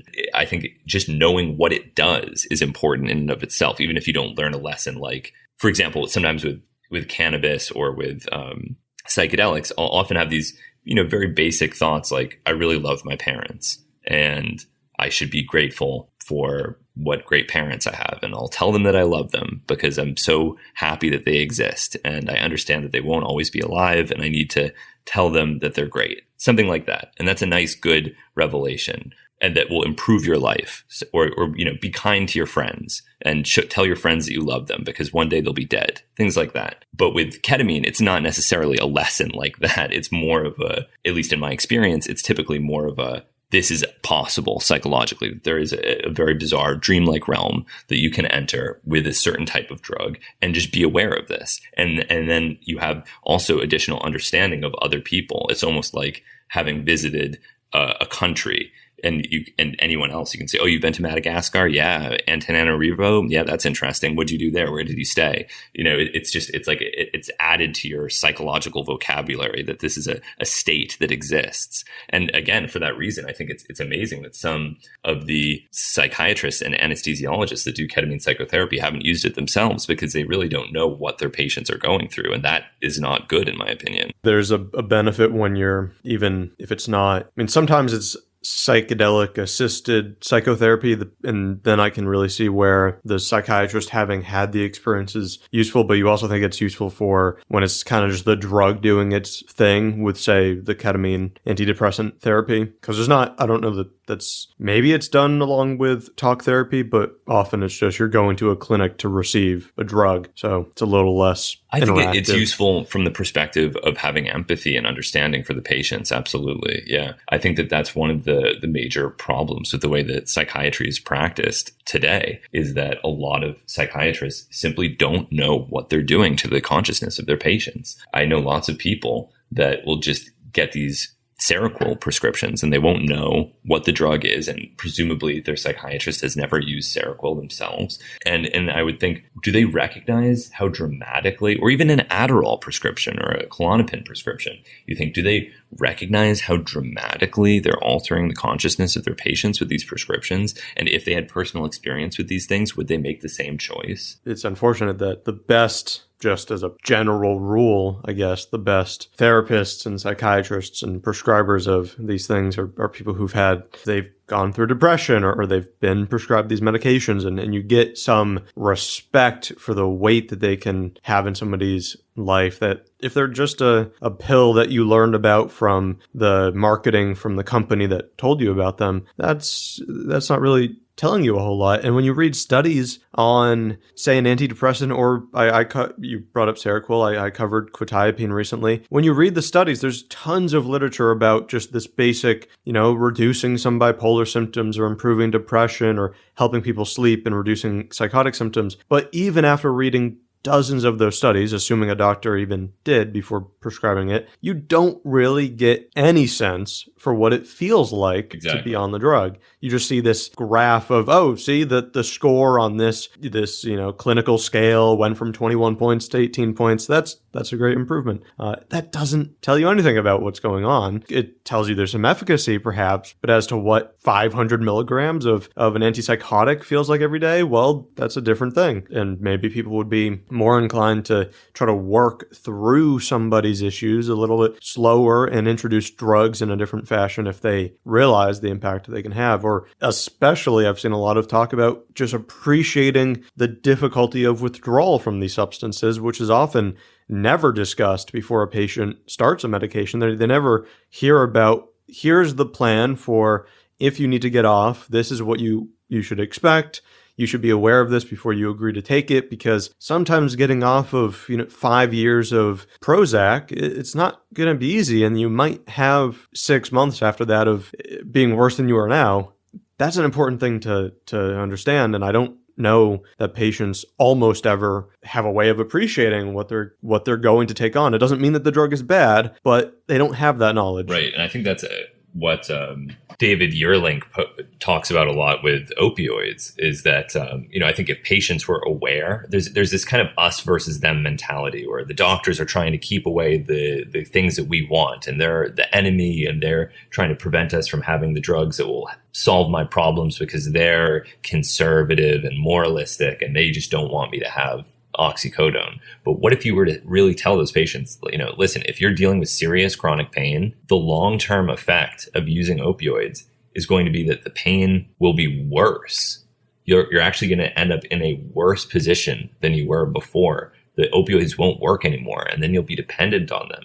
And do you still want to use them knowing that? I mean, I think most reasonable people would recognize, okay, maybe it's better to try to look into physical therapy or some other more sustainable intervention. As I'm conscious of your time, just one or two more questions. One thing is, do you have any, I take it that you probably tend to view reality in a very science-based, rational way, not a super spiritual way, at least I haven't gotten that sense, but yes, you were right. Okay, fair. So we're on the same page there, but drugs can sometimes, or sometimes non-drug experiences, if you want to go there, can make you question some of these feelings. And people especially get that with 5-MeO-DMT or ayahuasca or DMT or salvia. They have an experience that they can't quite fit into the rational box, even though you can come away from them thinking, oh, that is really strange, but most likely there's a scientific explanation I just can't comprehend right now. Have you had any experiences that made you, at least for, a few hours, kind of question how you've viewed reality? Absolutely question how I viewed it. None that have made me feel that a supernatural framework for interpreting reality, it has any explanatory value. That's the bottom line. After smoking a very high dose of 5-MeO-DMT last year, there was a period where I completely, without logic or reason, suddenly had a sense of God. This is something that is very alien to me. normally. It wasn't that I logically believed in it or even that I strongly believed in it. I just had this nebulous sense of God. And it diminished over about 2 weeks. And then I went back to normal and no longer had this nebulous God sense anymore. And some people might say, oh, that's a supernatural experience. Well, I don't know. I mean, it's pretty clear that our experiences are physically mediated. You know, there's all sorts of, not to compare my godlike experience to something like this, but, you know, there's instances of people that have a orbitofrontal tumor and suddenly become pedophiles, and then they remove the tumor and then they're not pedophiles anymore. And that's like a totally dramatic change in their personality caused by a physical change in their brain. It's pretty clear that these physical and chemical changes can change who we are and what we believe and what we gravitate toward. So, you know, I just don't see the explanatory value of any supernatural explanation, but I don't doubt for a moment that these experiences are amazing. And if anything, they just increase my curiosity in this materialist, naturalist framework, because how fantastic that these experiences exist and are chemically mediated, and let's figure out how it happens. I find it very exciting. Have you had the classic DMT entity encounter type experiences that often get people to start calling it a spiritual or spirit drug? I have not, no. I've had very, very, very powerful experiences with pharmawaska. One time with 300 milligrams of I fasted for 24 hours, then took 300 milligrams of meclobamide, and then an hour later, 75 milligrams of synthetic DMT freebase. And that experience was as deep as I would ever want to go. And, you know, I didn't know who I was. I didn't know what year it was. I didn't know where I was. I had lost all sense of myself. And it was very, very deep and profound and strange. But there were no machine elves or entities of any sort. Was that experience liberating, or was it terrifying when it was going on? It was terrifying, and it also gave me some empathy for religious people, I guess, because it was maybe one of the only times that I really thought, geez, it would be nice to have a framework to explain this, because I just had everything deconstructed, everything. And the fact that I have this sort of, you know, at least this sort of existentialist view that there is an absurdity to life, that there isn't an explanation, that time disintegrated, that my sense of self disintegrated, that time may not exist in anything resembling the way that I psychologically perceive it, and all these, you know, sort of strange components of existence, that there will be no one to explain it for me, that it's my own responsibility, and it's a heavy responsibility to make sense of existence. And at that moment, I really thought, well, yeah, it might be nice to have a guy, you know, blow tobacco smoke on my face and say, you know, you just cleansed yourself. You're stronger now. Everything's going to be okay. But there wasn't that. I was alone. So yeah, I understand why these interpretive conceptual frameworks are so valuable to people, why religion is valuable to people, because existence is really confusing and scary and painful. And it's nice to have someone tell you how to interpret it. But I'd prefer not to myself do it that way. My thought is usually that, like you were just saying, it's difficult to be a human. There's a lot of questions that are not, you know, there's a lot of things that occur that if you were to view it in a religious way or give meaning to it, a larger meaning to it, it would make things potentially easier to understand, easier to deal with. And even if you're not religious, because I think it's very common now for people to grow up, it's kind of overall a Christian culture, but people usually are growing up kind of without religion. But that doesn't mean that the impulse to try to explain things in some spiritual or supernatural way is not still there. And psychedelics may just awaken that. So people are reporting going from, I was an atheist, to now I'm a believer because of this. But maybe it's just, unless you're probably atypical if you are able to get along without any framework of, it doesn't make the framework right, but any framework of, you know, a supernatural explanation for things, or there being other dimensions that you can go to when you die or can contact now. I mean, this stuff is powerful. It just doesn't make it true. Then again, we both have not had maybe the problem is we just haven't had enough smoked DMT, and sometime in the future, Hamilton, you will be a strong believer in entering other dimensions. there are definitely some people who would argue that you can't say until you have been there and denounced the entities that you are contacting as not being representative of reality. You mentioned James Ketchum earlier, and I've had kind of an interest in BZ, the Deliriant, and also just any attempt to do military activities, warfare with psychological agents that are meant to just incapacitate but not hurt somebody. I don't know, not that we would necessarily know if this research was very common anymore, but what do you think of that research? What do you think of that goal to use drugs in that way? And do you have any specific thoughts on BZ? Because it does seem like it's a long-lasting deliriant, and the fact that the government was giving it to soldiers is a crazy thing of the past when you look back. I don't know if you have any thoughts on that, but it's been kind of a side interest of mine for a while. I mean, I think that there's a lot of hypocrisy when people talk about these different military interventions. You'll say, blowing someone up with a bomb or shooting them with a machine gun, that's okay. Stabbing them with a knife, that's okay. But using any form of chemical weapon, that's totally unacceptable. There's no way that is a war crime. It should never even be considered. And, people kind of tie themselves in these moral and conceptual knots about what sort of warfare is humane, when the whole thing sort of humane warfare seems like an oxymoron. And I don't really understand, I wouldn't want any of these things. I don't want to be shot. I don't want to have my limbs blown off with any sort of explosive. And I would also prefer not to be drugged with a high potency deliriant against my will. They're all really unpleasant. But I suppose if I had to choose, a transient drug experience seems more humane than any lasting damage to my physical body, assuming that I could withstand the psychological difficulties associated with the drug experience. And I think it's an interesting idea. There was a great profile of Ketchum in the New Yorker written by Rafi Kachadorian, and he gets into the moral implications of this research, and the conclusion is that it was misguided. As I recall it, I remember feeling the conclusion was that the research was unethical and misguided. I mean, I really wonder, is it worse to get someone really stoned with a synthetic cannabinoid than bomb them with a drone?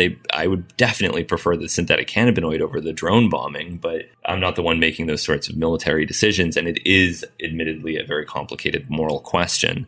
There's also a history of the apartheid government exploring psychoactive drugs as chemical weapons. I made a documentary about it for the first season of my show. Did you see that? Yeah, I did. It was great. Yeah, not the activities, but the coverage of it was great. It's just, a weird part of any attempt like that. And the fact that it was a couple decades ago is even, it's one thing if it's 1959, but you start hearing about attempts to, do population control in the 1990s. And I forget the main guy's name who was leading that program, but the fact that characters... Botra Bassan. Yeah, there we go. The fact that people like this exist and have power, and he could do what he did or at least attempt to do what he did it's just incredible. It's bizarre. But again, if the question is, first of all, I think I have some serious doubts that they ever were really doing the sort of chemical weapon research that they claim to have been doing at their laboratory Delta G Scientific. It seems to me more likely that this was all kind of an elaborate front for a drug dealing operation that was run by the government. But it's an interesting way to hide yourself from scrutiny. We're making chemical weapons. We're not dealing drugs. Yes. We're only doing it to hurt people, we swear. Yeah. But I guess it's back to it's okay to possess a cactus if you have supernatural beliefs, but if you just think it's a cactus, then it's a crime. But it's an interesting idea. The movie Jacob's Ladder is also written great. Around this idea. Yeah, and if you can buy it online, the original screenplay even has a clandestine LSD chemist as a character, and it went even deeper into this idea of weaponizing psychedelic drugs, but they kind of reduce the influence of that in the final shooting script. But I don't really know what to say about it other than, just if I were in that situation, which thankfully I am not, I would certainly prefer to be hit with a cannabinoid spray than a spray of bullets. Do you think the stories, I think it's been a while since I looked at there were complaints about these experiments from veterans, but also there's reports from other deliriants, mainly natural deliriants in South America, of people having, or even in North America, using some daturas of people just permanently or effectively permanently being changed by these powerful psychological drugs. Do you think those stories are ever true? Yes. It's hard to imagine. Yes, I think they are true, yeah. Yeah, because there's a really big difference between doing something voluntarily and consensually with understanding and having something forced on you. It's a big enough difference that, yes, I do think that someone might experience a really high level of terror that's hard to even comprehend, especially when you think about how scared people were of LSD in the 60s and how effective a lot of that propaganda was at convincing people that it really did damage chromosomes or damage the brain or cause permanent psychosis. And that idea in and of itself, I think, was very effective in causing a lot of negative experiences. And then if you're in a warfare scenario, which is probably, in terms of set and setting, the worst you could possibly imagine, even if it's experimentally done at a military base in the United States, still with that understanding that these are weapons. I mean... Yeah, I don't want to do BZ in the hospital of Edgewood Arsenal. That doesn't... No. That sounds bad. No, definitely not. Because they were, even with things like LSD, they were giving people really dangerously, I mean, maybe dangerous, psychologically dangerous doses. I may be misremembering this, but I'm pretty sure that there's a recorded instance of them giving 5 and maybe even 10 milligrams of LSD to people experimentally. Just enormous overdoses to see what happened. They gave too much MDA to one person and there was a death. I forget what it was. It was like 500 milligrams or something of MDA. Yeah. I don't know what they were. Harold Blower. Yeah. No, that's the name. I mean, there is, just like you were saying, you would obviously prefer to be on BZ than shot if somebody's really trying to mess you up. But doing stuff like intentionally overdosing people kind of as a, hey, what does this do? Is there potential use to possibly killing somebody? Even worse when it was often not, well, it was often barely voluntary with the military people because it was kind of misleading what you were signing up for, to my understanding. But other times it was mental patients that were being given these substances instead, or even unsuspecting people with LSD. And being a doctor in that setting, that is really questionable on the ethics. But then again, if you start from the foundation of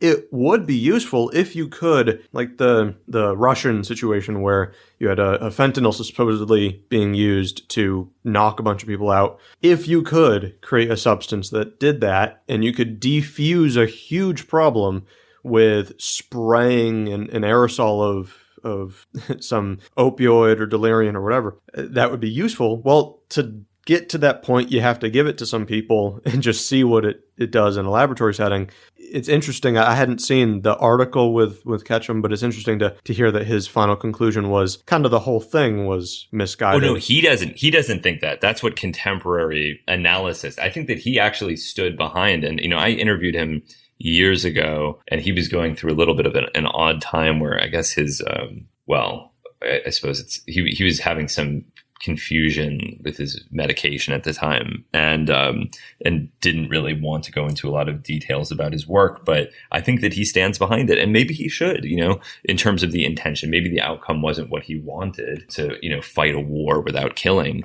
But, there certainly have been crazier things that have been done.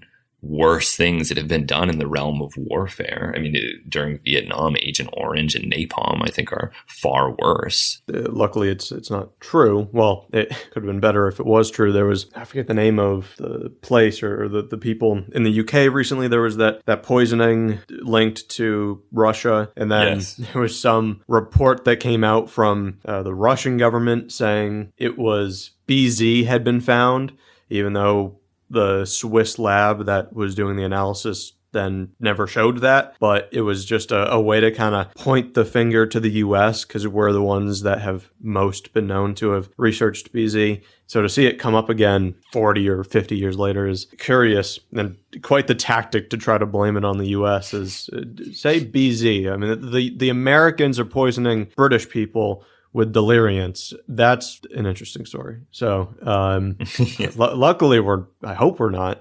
There's still scattered reports of, I think, the old Iraqi government had looked into or was using some of these psychoactive weapons. But overall, I don't know if they've been used. Do you think this research is still going on anywhere? Or is it just, they moved on kind of as a global thing past this couple decade period of wanting to find, like you said, a way to wage war without killing? I don't know. I mean, the bottom line is I don't know. I wouldn't be surprised given how much money the military has and given that there are these sort of perennial hopes that, yes, you'll find the perfect incapacitating agent, or you'll find the perfect wakefulness promoting agent, or the perfect cognitive enhancer, or the perfect drug, that will strengthen the abilities of our military while weakening the opposing military in the most humane and effective way possible. I think that's, that is the basic military hope. And I would be surprised if there weren't some resources dedicated to that. As a final question, is there any drug for which you had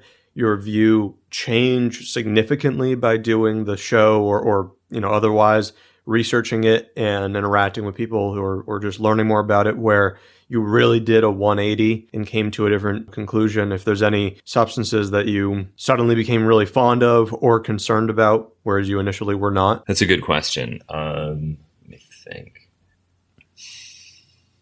Well, I will say that interviewing an enormous number of advocates in certain areas has had the opposing effect on me in some instances. I've done, not so much for my show, but for other shows, I've done a decent bit of cannabis coverage. And there's something about anytime there's money behind something where you realize that people, their interpretations, their perspective has been poisoned by the potential for profit, and their advocacy is not based entirely in what's right, but what is right for them. And I would say that I've grown a little bit just repulsed is a strong word, but a little bit less happy about the sorts of advocacy that you see sometimes in the kratom or cannabis industry. And that's not to say that I think either of those are bad plants or should be prohibited. I absolutely do not believe that. I think both of them have very important medical value, but I think that sometimes in people's zeal to prevent the prohibition or to make money off of these things, they start to misrepresent the plants or substances that they're fighting to defend. And so, I would say probably the cannabis world is where I've seen the most behaviors that I find slightly off-putting. And I'm coming at this from a very open-minded perspective. So I would imagine for other people, like other people that work on my show, the editors and the camera people, they, I know, have had their minds changed about a lot of basic things because, most people don't acknowledge the possibility that somebody making amphetamine in a clandestine lab could be a good guy, or that academic organic chemistry could be really, really fascinating, or people that are living an impoverished existence smoking Quaalude in South Africa might be really fun, non-threatening people to hang around and might actually be really interesting to talk to. So I guess I already am approaching this from this perspective of like non-judgment typically. Like I'm very open to almost anything, and it takes a lot to convince me that something is bad. So maybe for me, the changes in perspective haven't been as dramatic, but I know from the people that I work with who are less immersed in this world of psychoactive substances that they've learned an enormous amount. It's encouraging that they did have their position changed. I can imagine being a camera person filming somebody use PCP may be an unusual thing to be doing. Probably not something they've been documenting much in the past. So that could be a good learning experience. Not really even a opinion on a drug that changed, but just more of a view, sounds like, towards the cannabis culture that surrounds it, which I would have to agree is a bit out there at times. Hear about people giving their baby some THC to calm down, and because it's, what you're doing is giving them the psychoactive drug. What are you doing? They're 5 months old. You shouldn't. Anyways, I think we're on the same page with that, and I can see where you're coming from with the cannabis community. Well, it was really great having you on and a great discussion. Thank you for making the time to come on. Yeah, no, thanks for having me. There's a lot that goes into pharmacopoeia and everything else that you do. Is there likely to be a third season? Yeah, I spent most of this year trying to make a movie that turned into a real legal nightmare, and so that I was so focused on that and a couple of other projects that there have been these ongoing negotiations for the third season of Pharmacopoeia. It is probably going to happen in some capacity, although it's nothing is confirmed at the moment because there's so many variables to consider. But I'm starting a website, and I'll post all the kind of updates on that. HamiltonMorris.com should be up in a month or so, and anyone who's interested in following my work can check it out there. You've been in this for quite a while and have done a lot of content. Is there anything, if people wanted to get introduced to your approach to these drugs, or just anything that you really found interesting, any content you would recommend people go to, whether it's pharmacopoeia episodes or articles? Yeah, I mean, I would check out the Hamilton's Pharmacopoeia TV show, which unfortunately you do have to pay to watch, but it's available on iTunes and Amazon and Hulu. No, you don't have to pay if you have Hulu. And, see that because there's some old stuff freely available on YouTube, but I'm not as fond of that material. And I think that there's a couple of episodes about clandestine chemistry that appeared in both the first and second season that are good representatives of the sort of work that I do. And then, if you're interested in the science side, I've got a good number of peer-reviewed scientific publications that I've co-authored that you can find by searching my name in Google Scholar. And or if you're interested in the written side, I've written a few Harper's articles, and I have a new one that should be coming out in the spring that go into other psychoactive drug-related topics. So yeah, I've produced a lot of stuff, and I hope people enjoy it. I'll share some links to your Twitter, and it's great that you're setting up a website, and I'll put the Hamilton's Pharmacopoeia in the description so people can easily find it. Not that it's too hard to search your name and find a slew of content, which is great. So yeah, thank you again for coming on, and it was nice talking to you. Okay, talk to you later.